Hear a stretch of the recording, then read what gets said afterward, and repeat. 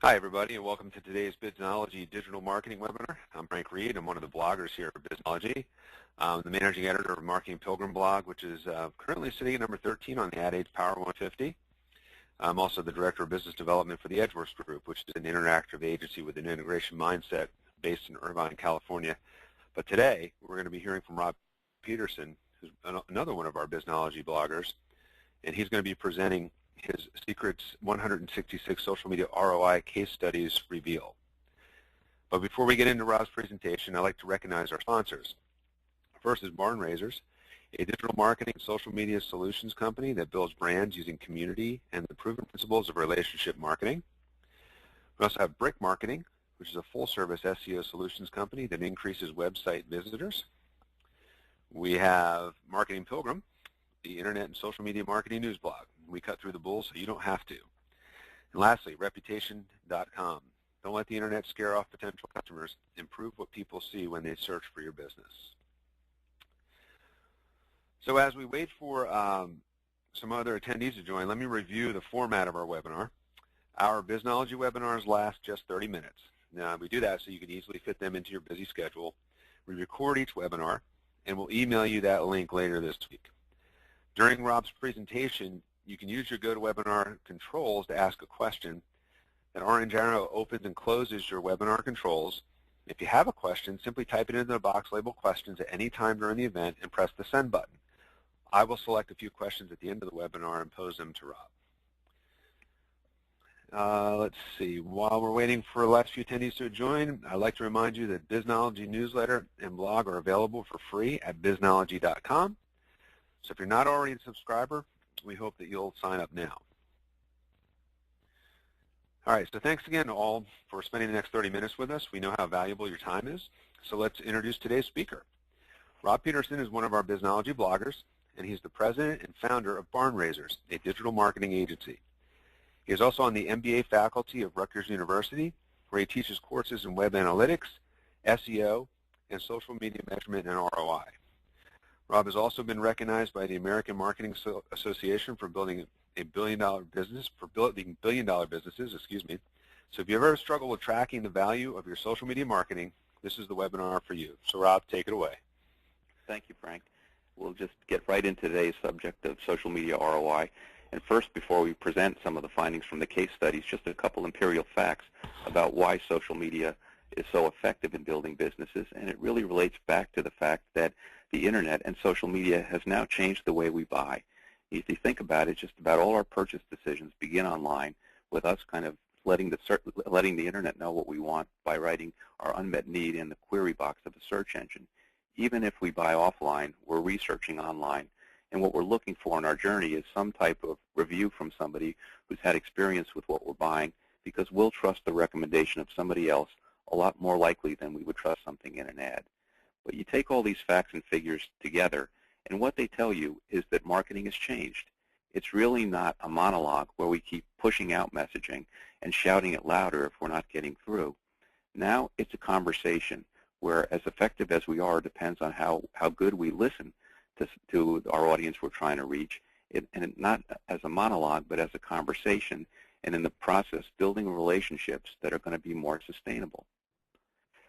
This is also what the Harvard Business Review said in a landmark study that they did almost 2 years ago now, where they concluded that instead of buying in the rather vertical way that we bought in the past, of considering a lot of brands, evaluating some, and then buying, where our relationship with the manufacturer ends, now it's a much more fluid and horizontal process where we're actually learning along the way, looking for how others can help us before we buy, and trying to help them afterwards with what we've learned, because it really is in our DNA as human beings to share our brand experiences.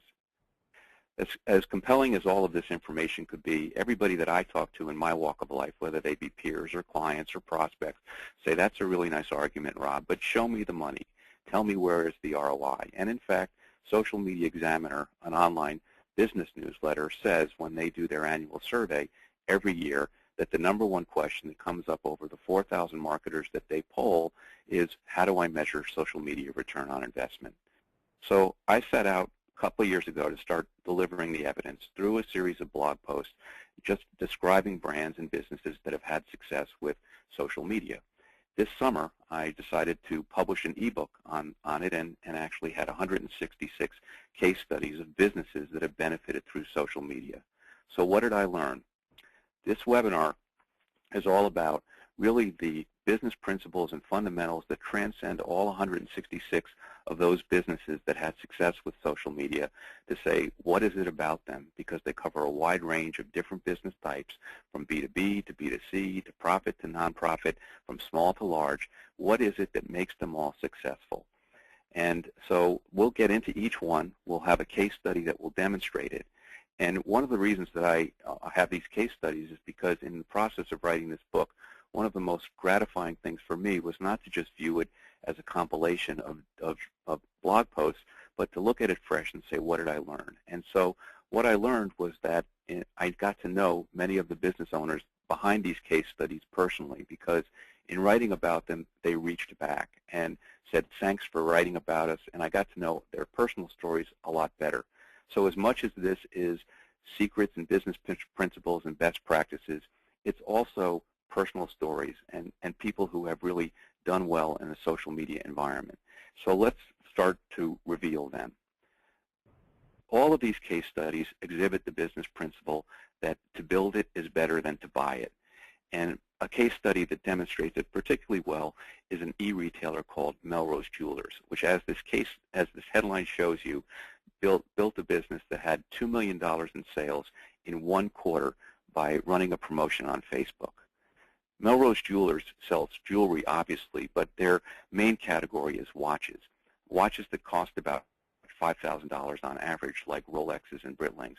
And what happens is that they developed a promotion for Facebook where if you went to their Facebook page, this is what you'd see first. You take a simple quiz of a few questions, and the quiz would reveal the type of watch person that you were. So they would engage you. In the process of engaging you, if you decided to go further, they would give you a $100 discount and enter you in a sweepstakes on a Melrose Jewelers watch. And if you bought the watch and then put a picture of it on Facebook, after you bought it, they'd give you another $150. So you could be engaged and get a sizable discount on the watch. And here were the results that they got. They literally, as a result of this promotion, doubled their sales in 3 months. They raised their average shopper value. Clearly, all of this is directed in terms of website traffic because that's the only place you could buy the watch. And this all comes from Internet research, so the one piece I couldn't get from Internet research was the sizable database that they built in this process that was permanent for them. And all of, as you can see, is fueled by a 600% increase in likes that they got that drove all of this traffic. So this is the case number one of how the business principle, and if you're in the area of social media, the mindset of I build it rather than I buy it is an important principle to have for ROI success. The second principle is that nothing succeeds like a passionate belief in your brand. This fellow in front of the blender is CEO Tom Dixon of the company Blendtec. Blendtec makes industrial blenders, and if you go to YouTube and you search the term Blendtec, you'll see a page of YouTube videos with Tom blending everything from iPads to iPhones to broom handles to golf balls, all of which have been viewed in the area of 10 million or more views. The story behind this brand is that it's almost 40 years old, and for most of its life was a company that sold B2B blenders to the commercial market. Starbucks, for example, uses Blendtec blenders to grind their coffee beans. In the late 2000s, they decided to sell direct to consumers, going on YouTube with Tom in kind of a blending fury, and all with a bunch of commercials that cost only $1,000 to make. 2 years later, their company sales increased by 700%. And where did that traffic go?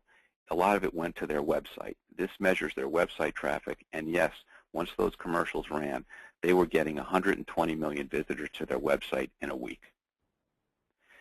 It all shows, too, the third principle, that if people like you, they're going to want to find out more about you. And so the third secret to social media success is to realize that people like to do business with people they know. So we've talked about Facebook, we've talked about YouTube. Let's talk about the power of a blog. This is a blog called Fastlane.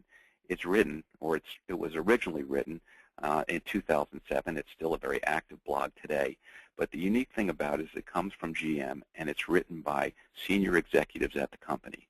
If you think about it, when GM started this particular blog, our faith in GM products and their product quality was probably at its lowest. So really GM deserves a lot of credit for putting their senior executives out, who we really didn't have much trust in at the time, out there in a very visible way, blogging with anybody about their brand. And what GM realized was that they were saving and doing this about $200,000 a year versus market research costs that they could have done. This chart comes from Forrester Research, which studied the impact of that blog. Forrester didn't even attempt to quantify the value of the increased brand visibility that came from the traffic and press mentions and search engine rise and rank or word of mouth. But they simply said from the comments that came on the blogs and what the learning was and the insight was and how GM took action, that what if GM just decided every 3 months to do some focus groups to get the same level of learning. And they estimated that GM would have spent about $200,000 versus a very marginal expense that they spent having a company blog with their senior execs authoring posts occasionally. This is Joe Sorge. Joe Sorge probably represents as much as anybody in social media the business principle that social media and customer service are the same business. Joe is the owner of a restaurant in Milwaukee, a burger bar and grill called AJ Bombers. Joe's initial foray into social media occurred in 2009 when he opened his restaurant. Opened it 3 restaurants actually in Milwaukee at the worst time to possibly open a restaurant, in Milwaukee not being a good city from the economy standpoint to open one. And for six months he basically operated the restaurant at a barely break-even level. One day, with his head in his hands, he decided to go on the internet and look for and use a research called Twitter search to see who might be writing about his restaurant. And lo and behold, there was a tweet from a restaurant reviewer in Milwaukee who said that Joe's restaurant, AJ Bombers, makes the best burgers in Milwaukee. Immediately, Joe started to embrace Twitter, started to develop a relationship with this particular restaurant critic who he didn't know before and are following, and started to use it as a vehicle for inviting people in to ask them how their meal was. And as a result, within 6 months, 75% of his business was coming from Twitter. His weekly sales were 60% above what they were a year ago. Joe really also just embodies the everyman of social media who just embraces new things and sees where they go. At one point, one of his competitors, another burger restaurant in Milwaukee, said maybe we could do a duel on TV. So Joe enlisted his following to see if they could petition the Travel Channel and get a show on the food wars, a burger war between the two of them, which they successfully did. The impact of what ROI can be if you build a community and they become your resource for innovation and ideas is huge. There are plenty of case studies of businesses who do this successfully. One of them is IBM. IBM decided to open an internal blog. Didn't open it for the public, but opened it, as the screenshot shows you, for anybody within the company who wanted to contribute to their blog and had something to say. It was voluntary. You could just go on there with ideas and talk to other people. And what happened was they used it as an internal tool for collaboration. And the main method of getting people together from all around the world was crowdsourcing. So companies were allowed to set up blogs on their own, and what happened was, on a voluntary basis, there were 17,000 blogs set up. There were 100,000 people who used them. What IBM would do to draw attention to certain activities that were happening at certain times, they would be announcing these crowdsourcing jams, which as many as 500,000 people contributed to at one time. So as a result, IBM took some of the product ideas that came from this particular initiative, and they funded them with $100 million in funding to bring these ideas to market, and they generated $100 billion in revenue. So that's 100-to-1 ROI with a 41% gross profit margin. Perhaps if you think about all of these case studies took place in the worst economy since. So not only did they demonstrate ROI, but they demonstrated ROI in a place when the economy was not that good. It could be a small business owner that really, like Joe, who didn't have the resources for traditional marketing. It could be a big business like IBM that needed to try new things. It could have been a business where people had the resources to try it, but the traditional ways failed. But there is really an entrepreneurship of almost courage that happens with all of these case studies. And the story that maybe exemplifies that as much as any, if not better, is this is a picture of Mari Luengroth. Mari is the owner of a business she started called Foiled Cupcakes. Mari got the idea for her business because one day she was driving around the city of Chicago with her very young son, and it was his birthday, and she wanted to buy him some gourmet cupcakes. Driving around Chicago, she couldn't find any place in Chicago to buy a dozen gourmet cupcakes for less than $100. So she said something about this is wrong, but it also triggered a new product idea. So she started the cupcake company. As a startup, she didn't have the money for a storefront, so she pretty much just operated out of her house, not this nice kitchen that you see here in the picture now. And she built a website, which would be her means for generating the orders. And what happened was that the website developer that she had engaged to do this had, unknowing to her, had offshored the building of the website and run into a problem with paying the website developer in a PayPal account, and so he wouldn't launch the website. And so Mari was sitting with a kitchen full of cupcakes and no way to get the word out. With no knowledge of social media, she embraced Facebook and Twitter and set up profile pages and basically used that as a means to launch her business. As a result, today, 93% of her leads come from social media, and her company year to year continues to surpass their revenue targets by a large amount. Mari's also a great case of how she's evolved her social media platforms to suit her audience. When she first started, she was basically dealing direct to consumers and using Facebook and Twitter a lot. What she found in the process was that really a lot of her revenue would come from larger corporate accounts, so she embraced LinkedIn, which we haven't talked about to this case, but she up to now, but I'm including here to talk about the unique way she embraced LinkedIn. She used LinkedIn in that feature where you can find companies in your area to find all the companies that were within a certain radius of where her delivery trucks would go, and found a way to sort of get messages to them to bring in new people. So really the trick here is in all of these case studies, this wasn't a case of how many times a day to tweet or how many when to put a Facebook versus LinkedIn. These are people that embraced basic business principles. And so wherever you are in your own social media evolution, whether you're just starting, whether you're in it, whether you've been in it for a while, the real question to ask yourself is, do we, or does the company, or does the program that we're doing live by these principles, which are to build it is better to buy it, that nothing's going to be better because you're putting yourself out there than a passionate belief in your brand, that people like to do business with people that they know, and that you're in a customer service business the minute you start with social media.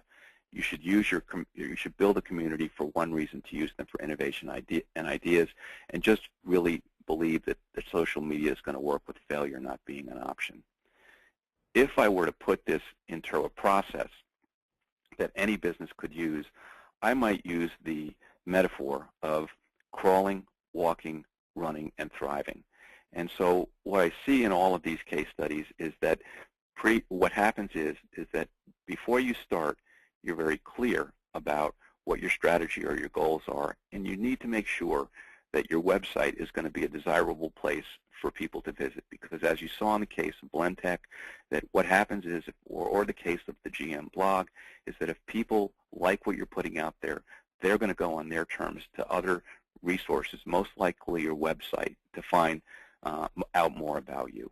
And then you want to start to establish your social following, and you feel that you've got a good place in who you are on the internet. And you want to start to sort of ask yourself, well, who do I want to attract, and start to build relationships. And as you saw with Mari, that you want to increase what's working, pull back on what's not. If you see another area that you want to penetrate, use the social networks to evolve your business in that way. As you saw probably as well as anybody could see through the Blendtec commercials, that you want to make your content as interesting as you possibly can. And so as you are developing and building relationships, make sure that you're curating your content, not just what you're putting out, but making it as interesting as possible.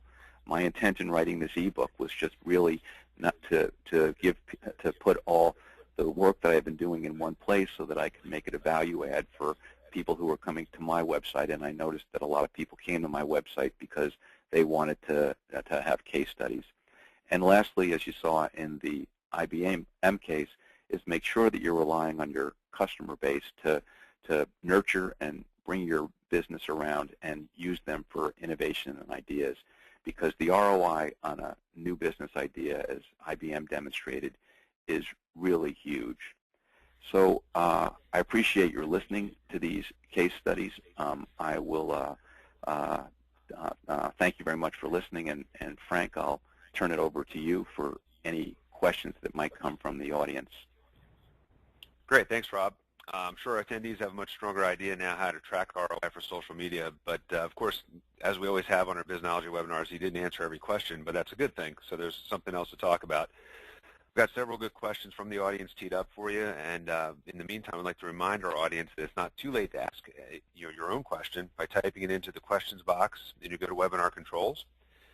Before we do get to that first question, we need to thank our sponsors once again. Barn Raisers, which is a digital marketing and social media solutions company that builds brands using community and the proven principles of relationship marketing.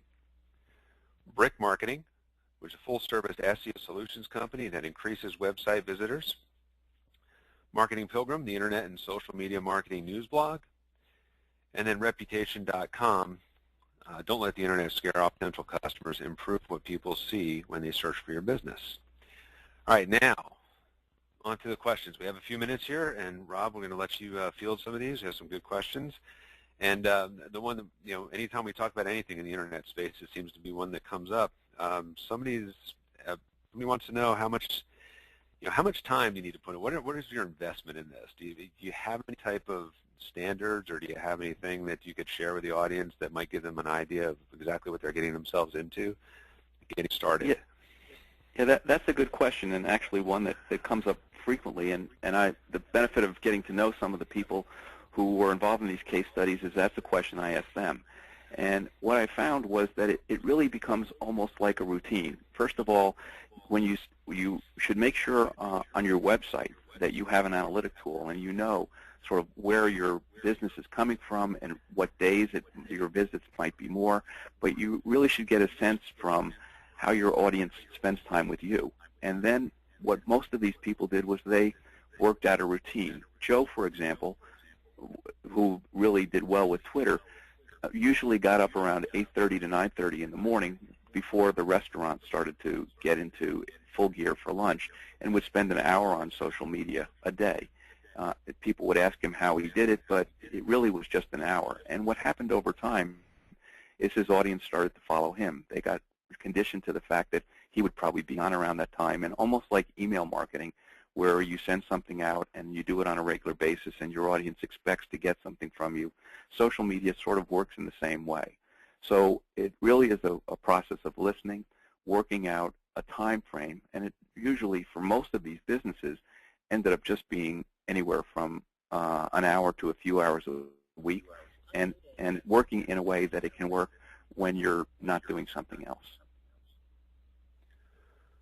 Great. Well, that's great to know. And we've got a couple other questions that kind of follow along those lines, or just getting to know, a little bit more about this opportunity that exists for these businesses. Are there any type of brands or any type of maybe verticals that you see work, that this type of approach is working better for? And do they have are there particular social networks that fit well with certain types of activities or certain types of brands? Sure. Good question.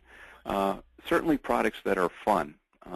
Food is an example, or products that might be social in terms of people coming on, or products that tend to do well in areas like Twitter or Facebook.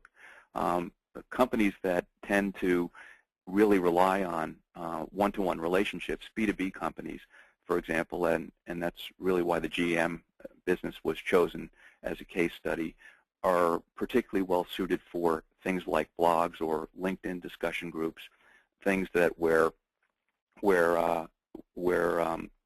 there's an opportunity to almost use comments like you would use a download form and develop a relationship that way. The businesses like YouTube, where you might have a business like Blendtec, where really there's nothing short of seeing how good that product is, tend to believe it is YouTube can be very effective. But really, if you put yourself out there in a genuine way with your audience will start to direct you too. What'll start to happen, I even have a little rule that I call the Goldilocks rule that I observed in some of these, is that if you're putting yourself out there, you'll start to find, and you listen to the level of engagement, who's writing back to you, who likes what you're putting out, you'll start to figure out, and that will direct you in terms of where you need to be spending your time. Mari started largely to some degree as a last resort by just opening up a Facebook and Twitter page because she had no other way to get her name out when the cupcakes were ready but the website wasn't. In time, she found that she was having more meaningful relationships by reaching out and finding companies on LinkedIn in her geography and developing relationships with them. So it's always good to remember all along this journey that you take with social media, what is the business goal that I have to put out? Because that and the genuineness that you put yourself out there will sort of make the mix of the area that the social networks that you're in and the ones that where your audience are meet in a way that you're being the most productive with your time and your messaging. Great, thanks, Rob. Now we have an excellent question for someone like yourself, because Eileen wants to know, where can we get the ebook with all these case studies? It's on the website. The website is barnraisersllc.com. It's on the right-hand sidebar. You can get it by just going to it with a click. There's no information required. The process will take less than 5 seconds. If you find the ebook of value, there's a subscribe to our email right above that, and you can just put your name in there and get a weekly email every Wednesday. We have time for, I think, one more, because this is an interesting question in the sense of how things are changing with social media. Where do you see blogging in this? Is blogging social media, in your opinion? Oh yeah, absolutely. In fact, I would view blogging and many case studies in that area where blogging is essentially the hub of social media. Blogging is the most content-rich area of social media from a standpoint of how much you can say. There are studies by eMarketer that say that blogs build the highest level of trust of any of the social networks because of the fact that you can really get into a larger degree of depth than where you want to go. Many companies who have their hub as a blog use the social networks as outposts, where they might put the headline of their blog in and then a link to the blog post. In fact, Twitter is actually described by Wikipedia as not a tweeting network, but a micro-blogging network. So, and many people who are in the blogging world, if they want to search what are valuable topics that people are writing about, will go to a search tool called Topsy, TOPSY.com, because that's a site that you can type any topic into, and it will reveal the blogs that people are putting out there on Twitter. So blogs are incredibly valuable as a content-rich source, and especially valuable as a B2B tool, where you have the opportunity to develop relationships with bloggers through and customers really through the comment area, and certainly blogs with links and everything else that you can put into in terms of the titles of your blogs are very, very rich resources in terms of raising the search rank of your business and your website through what you're writing about. One last quick question. Hopefully everybody can hear me.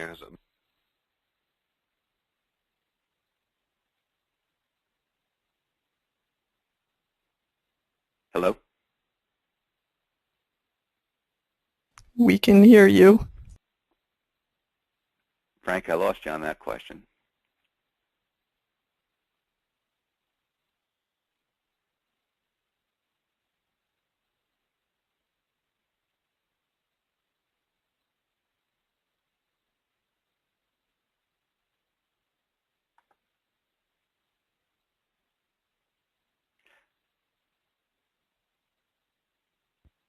It looks like we might have lost Frank.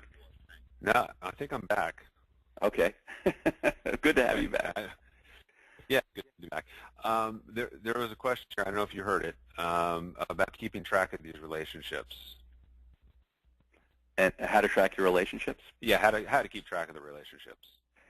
Sure. The way to keep track of it is really to develop your own database. However, it might be even from an Excel chart of who you might track in terms of how much people are engaging with you. There are also online tools.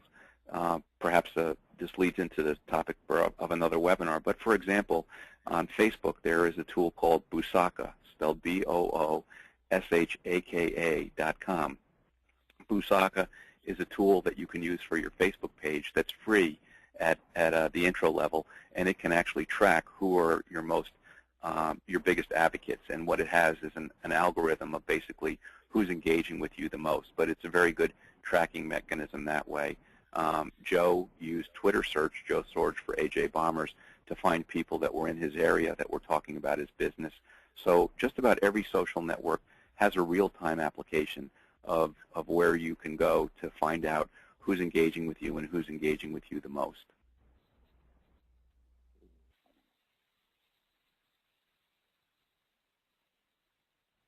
Now, I don't know if I still have Frank here or you can hear me out there, but if you can, I want to thank you very much for coming to this webinar. I want to thank Biznology for bringing it to you, and for Frank for being the host for this.